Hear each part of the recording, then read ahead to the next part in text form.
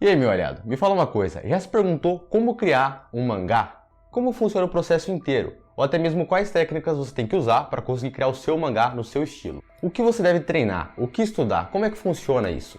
Quais são as técnicas mais usadas pelos mangakás e os artistas que você gosta? Já se perguntou isso? Essas são algumas páginas que eu fiz nos últimos meses. Tem algumas páginas que eu fiz de Dragon Ball, páginas testando cenários, essa última página que eu fiz de The Boys, páginas criando personagens e coisas assim. E todas essas técnicas que eu aprendi, muitas delas vieram desse tipo de conteúdo aqui, de mangás que já existem. Eu estava aqui estudando e lembrei de você. Eu vou mostrar um pouco de algumas ideias que eu aprendi com eles que você pode usar nos seus desenhos para conseguir criar quadrinhos e mangás melhores. E claro, se você curtiu a ideia desse vídeo, deixa o like, porque assim eu consigo fazer mais vídeos como esse, porque esse vídeo dá bastante trabalho. E se você não é inscrito no canal, já se inscreve. Se inscreveu? Agora sim. Então hoje eu trouxe para vocês 4 ensinamentos que eu aprendi lendo quadrinhos e mangás. A primeira ideia que eu trouxe hoje é a seguinte: roube como artista, busque inspiração e use referências. E aonde procurar? Uma das coisas que eu percebi que me ajudou bastante é olhar o que já é bem feito, ou seja, olhar quadrinhos e mangás que já existem, de quem faz isso há muito tempo. Então vamos lá que eu vou te mostrar alguns aqui. Eu separei alguns quadrinhos e alguns mangás aqui para te mostrar algumas coisas que eu aprendi com eles e como você pode aprender também com eles somente analisando as coisas que já existem. Eu queria aproveitar e perguntar uma coisa para você. Você sabe a diferença entre HQs, quadrinhos americanos, ou mangás? Se você sabe, me fala aqui nos comentários, vamos ver se está sabendo. João, por que eu preciso saber a diferença entre eles? Na verdade você não precisa saber, mas o fato de saber a diferença te ajuda muito na hora de você criar o seu. Para você que não sabe, eu vou mostrar um pouco aqui das principais diferenças e como elas me ajudaram a criar melhor as coisas. Vamos começar pelos mangás. Qual que é a diferença? A primeira diferença que você vai perceber é o modo de leitura. Se você abrir qualquer mangá no Brasil, você vai perceber que tem normalmente isso aqui. O que é isso? É uma instrução de leitura. Como ele é feito meio que ao contrário, que é desse lado aqui, ó, você começa desse lado e termina do outro. Por que é importante saber isso? Porque quando você for criar os quadrinhos, ou seja, cada um desses quadradinhos e dessas cenas, você tem que pensar em como a pessoa que está lendo o seu mangá vai ver aquilo. Você começa daqui, faz essa sequência lógica aqui e finaliza desse lado. Para que quando você terminar o seu quadrinho, nesse formato de livro, ele comece desse lado e termine desse. Essa é a primeira coisa na hora que você for criar um mangá. Além da quantidade, normalmente ele tem uma quantidade menor de páginas, mas uma quantidade maior de volumes. O que significa? Ele pode ser um livrinho menor, mas ele vai ter mais livrinhos como esses que vão compor os volumes. Nesse caso aqui, ó, uma edição 3 em 1, ou seja, tem 3 volumes no mesmo livro, por isso que ele é mais grosso. Normalmente vai ser nesse estilo aqui, ó, bem parecido com o de Shingeki, que vai ter mais volumes para contar o pedaço daquela história. Além do fato dos mangás serem em preto e branco e usar muito os tons de cinza e as achuras, que são essas linhas aqui, ó, que eu vou explicar um pouco melhor sobre elas mais tarde nesse vídeo aqui. Agora, passando para os HQs, quadrinhos do estilo americano, o que a gente tem de diferença? A primeira coisa é que os quadrinhos são coloridos, então você tem muito mais possibilidades de pintura. O modo de leitura dos quadrinhos no estilo americano é mais normal, então você vai abrir desse lado e vai finalizar do outro lado. Agora que você entendeu as principais diferenças, algumas dicas que eu aprendi analisando melhor as coisas que eu lia. Repara bem nessa pintura aqui, ó. Uma pintura normal, certo? Sem nenhuma falha, mas uma pintura normal. Agora, olha só esse tipo de pintura no final do quadrinho. Percebe que é um outro estilo, com muito mais detalhes, muito mais retículas, que são essas bolinhas aqui, ó. E até uma pintura mais simples, porque é feito desse jeito. Isso aqui é uma forma mais estética que o criador encontrou desse quadrinho de relembrar a versão antiga da Marvel, que são quadrinhos dos anos 80, 90, que tinham esse tipo de pintura. Então, quando você quiser fazer um flashback, uma época bem mais antiga do que a época atual da sua história, você pode usar esse recurso, simulando o tipo de pintura que era usado naquela época, assim como foi usado nesse volume de Deadpool. Outra coisa que os quadrinhos e os mangás vão te ajudar bastante é aprender como usar a técnica de achuras com perfeição e desenhar qualquer coisa que você quiser. Para você que não sabe, achuras é essa técnica aqui, ó, onde você usa linhas paralelas, ou seja, uma linha do lado da outra, para criar alguma textura ou dar um efeito de cinza na sua folha. Você pode usar para fazer pelos, cabelos, dar foco em uma cena, criar textura de roupa, sombras ou qualquer coisa que você quiser. Você só tem que saber aonde colocar essas linhas e qual a sequência de combinar elas. Olha só como funciona. Nesse mangá aqui você consegue ver muito bem isso. Só de variar a forma como você desenha ou rabisca essas linhas, você cria uma textura diferente. Se você reparar aqui, ó, o tipo de textura que ele usou para fazer a sombra do rosto é diferente da forma que ele sombreou com linhas paralelas a própria roupa do personagem. O cabelo também é diferente, ó, olha como fica. Olha só essa cena aqui, ó, para dar foco nessa cena. As achuras são brancas aqui, ó. Percebe? Mas é a mesma técnica, sendo aplicada de formas completamente diferentes para dar novos efeitos. Olha aqui, ó, dando mais velocidade na cena, para dar mais impacto. Dando foco em uma fala, por exemplo. Como fica em mangás que são mais simples. A mesma técnica, linhas paralelas para mostrar como ficaria o telhado da casa, o chão. Tudo isso pode ser feito apenas aplicando as linhas da forma correta. Quanto mais mangás, mais quadrinhos você lê, mais ideias você tem para criar as suas páginas. E saber como você vai sombrear elas, como você vai criar as texturas das páginas. Qual a melhor forma de fazer isso? Para finalizar essa ideia aqui, eu queria que você entendesse uma coisa. Não tenta criar tudo do zero. Pega inspiração que fica muito mais fácil. Assim você não se perde e descobre novas formas e novas ferramentas de melhorar a sua arte. Eu tô até me estendendo nesse tema aqui, se vocês quiserem um vídeo só sobre os tipos de quadrinhos, os tipos de efeitos, esse tipo de coisa, comenta aí que eu posso fazer um vídeo mostrando vários quadrinhos, vários mangás diferentes e como fazer as técnicas deles, beleza? Me fala uma coisa, já se perguntou quantas páginas você tem que fazer para o seu mangá ou para o seu quadrinho e até mesmo quantos quadrinhos por página? E para você entender como eu faço isso, eu vou te mostrar com essa página aqui de The Boys. Quando eu fui criar essa página, eu tinha um único objetivo: criar uma página que tivesse esses temas aqui: heróis, grafite, carros e o estudo. O estudo já vai ser a própria página em si. Ficou mais ou menos assim. O Capitão Pátria começa dando uma entrevista e ele fala pra mulher que tá dando entrevista pra ele pra segurar o microfone. E lá no fundo, se você perceber, tem alguém pichando o muro, xingando os heróis. Logo em seguida, o que ele faz? Ele pega um carro e joga, o cara fala que é um grafite, depois eu vou adicionar as falas aqui. O cara dá aquela morrida de leve. E aí, no final, as falas que eu vou estar adicionando aqui vão ser essas. Falando, você estragou o meu carro. O câmera falando que filmou. Ela explicando que grafite não é crime, então ele passou do ponto.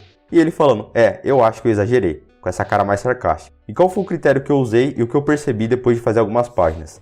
Depende do tamanho da sua história. Assim como eu falei, a minha história foi pro desafio do Discord, onde eu tinha que colocar só os temas, não precisava ter uma história específica. Então eu só criei esse cenário aqui para conseguir mostrar esses elementos. Agora, quando a sua história for um pouco mais detalhada, você pode colocar mais páginas e até mesmo mais quadrinhos. Por isso, eu achei uma quantidade que fica mais equilibrada. Pelos meus testes aqui, o que eu percebi foi o seguinte: de 5 a 7 quadrinhos por página fica bom. Mais que isso já começa a ficar muito pequeno e fica difícil de ler. Olha só esse pedaço aqui para ficar mais fácil. Quando você faz uma cena pequena, é mais difícil fazer cada um dos detalhes, mesmo tendo uma bico de pena ou uma caneta 005. Porque vai ser menor, então você vai ter que simplificar toda a anatomia, toda a construção do cenário em volta.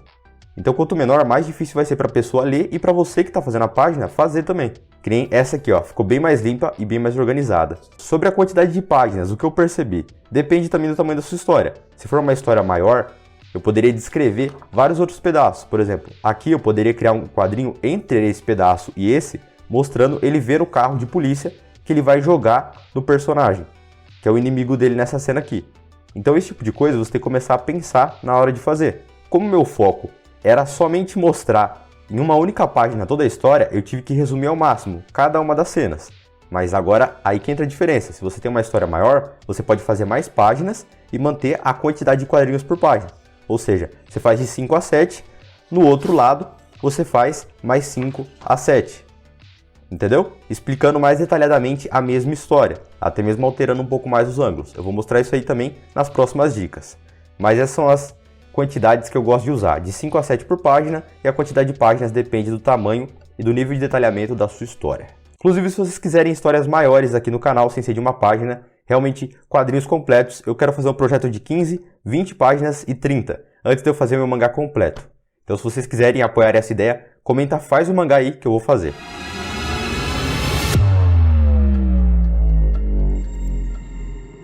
E agora uma das coisas mais importantes, que são os materiais e como fazer as técnicas para melhorar os seus quadrinhos e seus mangás. Eu vejo que muitos de vocês cometem o erro disso aqui, ó. Eu já cometi esse mesmo erro.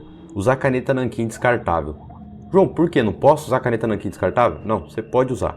Mas o grande lance é que muita gente, inclusive eu já fiz isso várias vezes, que é conhecer uma técnica não pesquisar sobre materiais e não ver qual a melhor forma de fazer ela. E é claro, se você não sabe como criar os seus personagens, como desenhar as coisas que você gosta, não sabe como usar luz e sombra para conseguir aplicar as achuras em qualquer desenho e criar seus quadrinhos e mangás, eu tenho meu curso completo chamado O Segredo dos Animes. Lá eu ensino tudo o que eu sei de desenho de uma maneira simples e bem passo a passo. O link tá aí na descrição, corre lá, dá uma conferida que eu garanto que vai te ajudar bastante. Mas não adianta você aprender só a técnica, você tem que usar novas ferramentas para conseguir ter mais qualidade. E quando eu digo isso, até mesmo para ficar mais barato para você conseguir produzir seu quadrinho, seu mangá, ou até mesmo para você que faz como hobby. Levar isso em consideração e aprender mais sobre materiais e marcas fica muito mais fácil você conseguir ter o melhor efeito com as coisas que você tem na sua casa. Ó, só para você entender melhor, muita gente está acostumada com esse tipo de caneta aqui, ó, que é a caneta com o bico normal, certo? Que é a caneta nanquim descartável. A segunda variedade que a gente tem é a caneta do tipo brush, que ela tem uma ponta um pouco mais pincel, então você consegue fazer um traço um pouco diferente daquela primeira. E ela espalha um pouco mais de tinta e dá para fazer vários tipos de traço. Depois disso, a gente vem outras categorias. A gente tem a caneta brush nesse estilo aqui, ó, que ela tem essa parte recarregável, que você também pode usar, ela é muito boa e fica até mais barato do que ficar comprando um nanquim descartável, vale muito mais a pena comprar esse tipo de caneta. E claro, não posso esquecer dela, né? Que é a bico de pena. A bico de pena você consegue fazer muita letra cursiva para quem gosta de fazer esse tipo de arte também, mas para finalizar mangás, ela é muito boa e muito útil. Esse aqui é o nanquim mais barato que eu encontrei, acho que é uns 4, 5 reais. E eu não tô falando que essa marca é boa nem ruim, mas uma coisa importante que eu aprendi. Existe um processo chamado de pós-produção. O que é pós-produção? A pós-produção é o processo que você faz quando você passa o desenho do tradicional, do papel e lápis, para o seu computador. Nessa versão digital você vai arrumar todos os erros e todas as coisas que você deixou passar na sua folha. Ou seja, você vai arrumar a sua arte final, a perspectiva, a anatomia, adicionar camadas, texturas e até mesmo a pintura você pode ajustar também. Dessa forma você consegue ter uma qualidade muito mais alta no seu quadrinho ou no seu mangá para conseguir publicar ele com a melhor qualidade possível. Então quando você vai arte finalizar de uma maneira mais tradicional, que é com tinta, se você compra um nanquim muito caro e você tem muitas páginas, vai ser difícil. E se você usa esse tipo de caneta, não vai ser muito bom. Você vai gastar muito tempo, vai gastar muito dinheiro e não vai ter um bom preenchimento. Então vale mais a pena você fazer o quê? Comprar um nanquim desse barato e usar pincéis para preencher áreas escuras, como nesse caso aqui, ó. Essa página que eu fiz de Dragon Ball, eu usei essa caneta brush para preencher. E não ficou muito boa, porque o pigmento, a tinta dela não espalha tão bem, porque ela não é feita para isso, para ocupar uma área. Ou você usa um nanquim barato e um pincel para preencher áreas escuras e assim ter um melhor aproveitamento e ficar mais barato para você. Ou você usa uma caneta piloto, que também é muito boa e dá um bom resultado. Ou até mesmo uma caneta da Faber-Castell. Tem canetas nanquim também de preenchimento, mas essas são algumas dicas para você que está pesquisando mais sobre materiais, não conhece muitas formas nem muitas técnicas. Outra coisa que vai te ajudar para fazer capa dos mangás ou qualquer coisa assim são os marcadores. Eles vão te ajudar bastante a fazer vários efeitos e preencher uma área maior com menos material. Porém, a maioria é caro, né? Tem que dar uma pesquisada. Se vocês quiserem também vídeo sobre isso, materiais atualizados, eu posso fazer. A coisa mais importante nos dias de hoje sobre materiais que você tem que aprender é o desenho digital, que é uma coisa que eu estou aprendendo agora. Por quê? Olha a quantidade de materiais que eu citei aqui para você.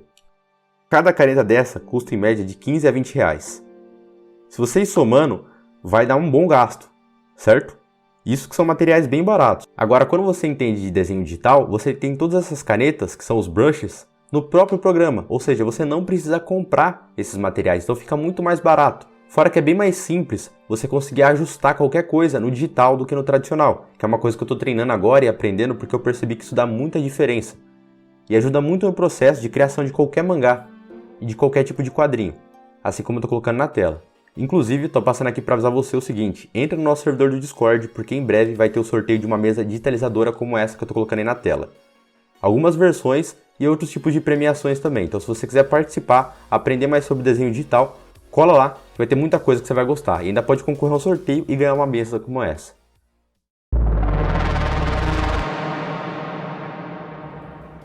A quarta ideia que eu quero trazer para vocês é a construção do seu storyboard. O que é storyboard? É um nome maneiro para falar o seguinte: esboço da sua página. Quando você vai criar uma página de quadrinho ou uma página de mangá, você, como artista, vai ter que pensar em cada uma das cenas. Então, algumas dicas que me ajudam a criar cenas. Que são essas duas ideias, que é a ideia de melhor momento e a segunda ideia, que é a ideia de rotação de câmera.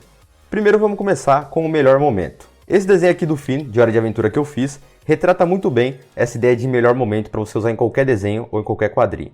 O melhor momento é você pensar o seguinte: qual é o melhor ângulo para mim desenhar o personagem, qual a melhor perspectiva, qual o melhor cenário para mim mostrar o máximo daquela ideia. Imagina que o desenho que você vai fazer é como se fosse um filme.